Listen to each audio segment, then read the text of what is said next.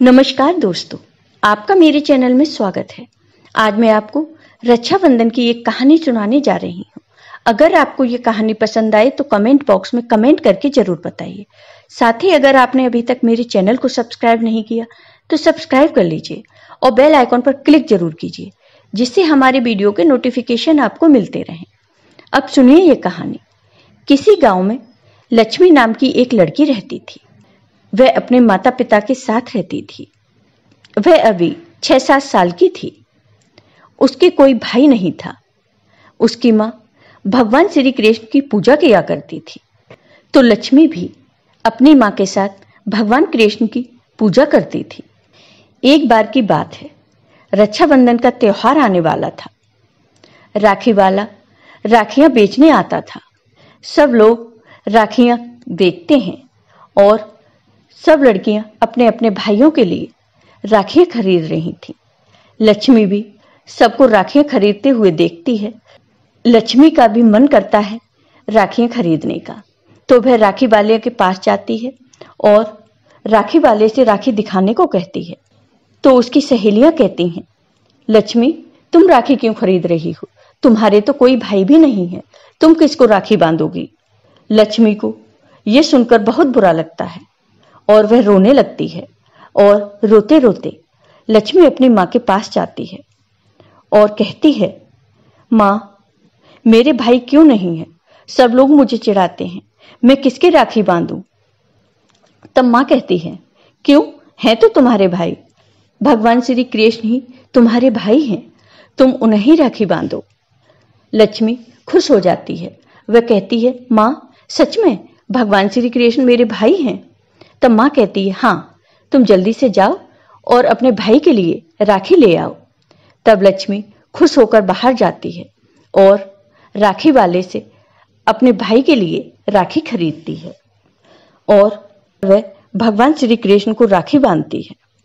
तभी से लक्ष्मी भगवान श्री कृष्ण को ही अपना भाई मानने लगती है। धीरे धीरे समय बीतता है और लक्ष्मी विवाह योग्य हो जाती है। वह नियम पूर्वक अब भी भगवान श्री कृष्ण की पूजा करती थी तथा रक्षाबंधन पर भगवान श्री कृष्ण को राखी बांधती थी। लक्ष्मी के माता पिता लक्ष्मी का विवाह एक संपन्न परिवार में कर देते हैं। लक्ष्मी ससुराल में पहुंच जाती है। उसके ससुराल में सास ससुर और 2 जेठ जेठानियां थे। लक्ष्मी सबसे छोटी बहू थी। लक्ष्मी ससुराल में भी भगवान कृष्ण की पूजा किया करती थी। सबसे छोटी होने के कारण घर का ज्यादातर काम लक्ष्मी ही करती थी।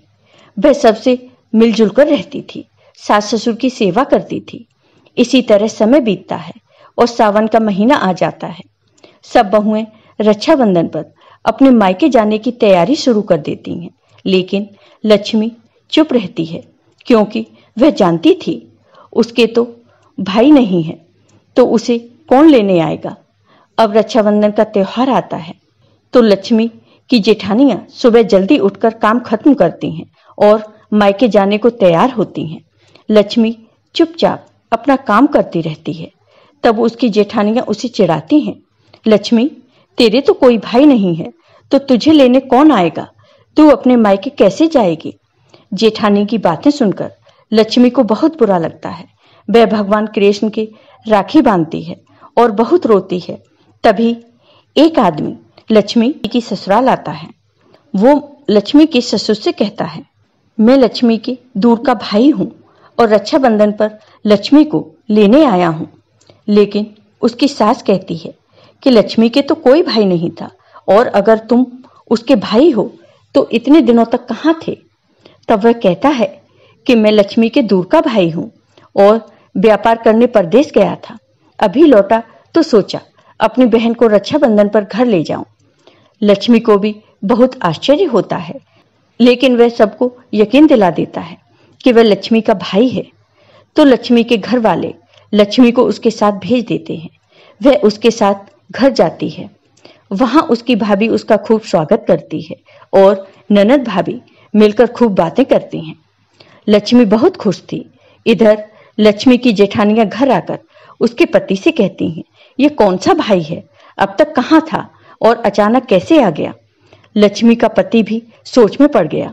फिर 2 दिन बाद लक्ष्मी का पति उसे लेने गया तो वहां बहुत बड़ा महल था। वहां सबने उसकी खूब खातिर की, उसे भी बहुत अच्छा लगा। फिर भाई भाभी ने खूब सारा धन और उपहार देकर लक्ष्मी को विदा किया। रास्ते में आकर लक्ष्मी के पति ने कहा कि मेरा कुर्ता तुम्हारे घर पर रह गया है, मैं उसे लेकर आता हूं। तो लक्ष्मी ने कहा, इतनी दूर निकल आए हैं, रहने दो, दूसरा ले लेना।